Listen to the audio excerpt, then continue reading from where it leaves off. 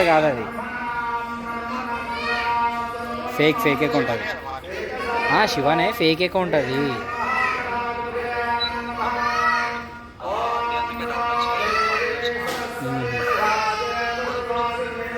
లేదా fake account అది. అదే ఇప్పుడు అందరికీ మెసేజ్ పెడుతున్నా.